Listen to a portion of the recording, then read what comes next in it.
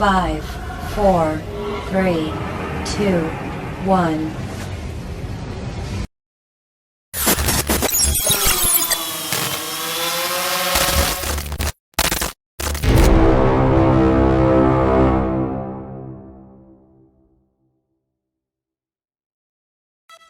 Assalamualaikum warahmatullahi taala wabarakatuh dan salam sejahtera. Saya Puan Nadia binti Muhammad Sani dari Sekolah Kebangsaan Tenaga Sepakat Batu Pahat Johor ingin memperkenalkan inovasi saya yang bertajuk aplikasi ByTask. Apakah itu ByTask? ByTask merupakan akronim kepada Bacaan Interaktif 3 Suku Kata. Mengapa saya memilih aplikasi ByTask? Dalam penghasilan inovasi saya, ByTask merupakan akronim kepada Bacaan Interaktif 3 Suku Kata. B merujuk kepada bacaan, I merujuk kepada interaktif, manakala task merujuk kepada 3 suku kata. Sebagaimana umum mengetahui bahawa pengetahuan teknologi maklumat dan komunikasi amat penting bagi guru bahasa Melayu agar pengajaran dan pembelajarannya menjadi lebih menarik.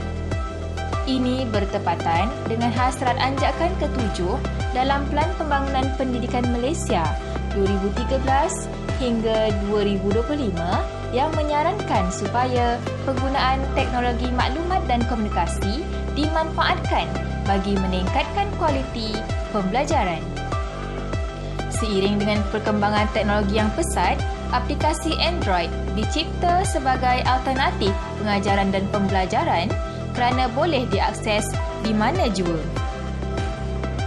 Oleh itu, guru mengambil inisiatif untuk memperkenalkan aplikasi Android yang dikenali sebagai ByTask merujuk kepada bacaan interaktif 3 suku kata.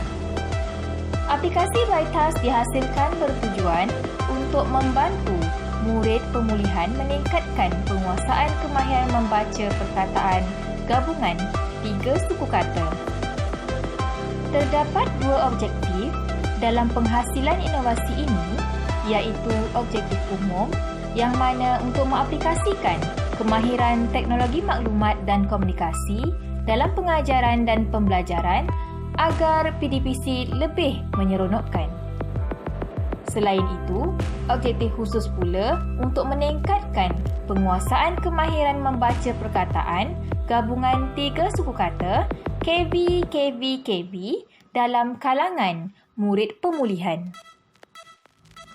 Antara masalah yang dikenal pasti semasa membaca ialah sukar untuk mengadun dan membatangkan suku kata, keliru membunyikan suku kata yang melibatkan huruf, tidak boleh membunyikan dengan betul setelah mengeja atau membatangkan suku kata, menggantikan bunyi suku kata selepas mengeja, sukar membatangkan perkataan yang melebihi daripada 2 suku kata, mengeja sebelum membaca, menggugurkan bunyi-bunyi suku kata dalam perkataan, salah menyebut atau membunyikan perkataan yang seakan-akan sama dan mengulangi perkataan. Perkara ini menunjukkan bahawa murid menghadapi masalah dalam membaca perkataan.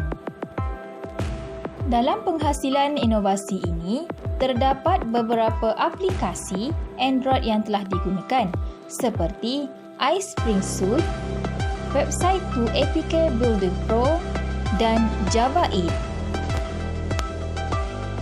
Terdapat beberapa keistimewaan dalam inovasi yang telah saya hasilkan.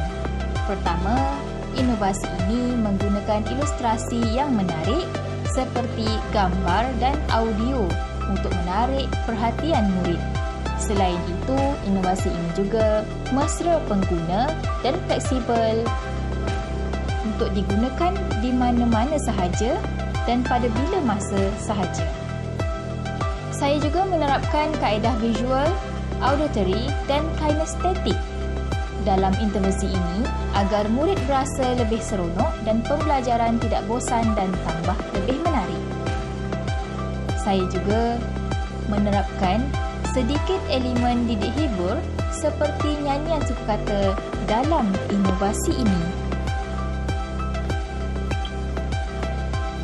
Inovasi ini sesuai dijadikan sebagai media pembelajaran kepada murid pemulihan kerana terdapat elemen didik hibur seperti nyanyian, bacaan, permainan, kuis dan latihan. Terdapat beberapa langkah dalam melaksanakan inovasi ini sebagai media pembelajaran kepada murid pemulihan. Pertama, murid perlu menekan butang menu nyanyian yang mana murid akan diperdengarkan dengan lagu sukakata sebagai set induksi. Seterusnya, murid diminta menekan butang menu bacaan di mana terdapat paparan bacaan yang dilengkapi dengan gambar dan perkataan bagi memudahkan murid memahami apa yang dibaca. Seterusnya, murid diminta menekan butang menu permainan. Di sini, murid akan diberikan permainan berupa roda impian yang mana murid perlu memutarkan roda impian secara maya dan murid perlu membaca perkataan yang dipaparkan di dalam roda tersebut. Bagi menguji kefahaman murid, murid diminta menjawab soalan di dalam kuis dan latihan di mana murid diminta memilih perkataan yang sesuai dengan gambar yang diberi.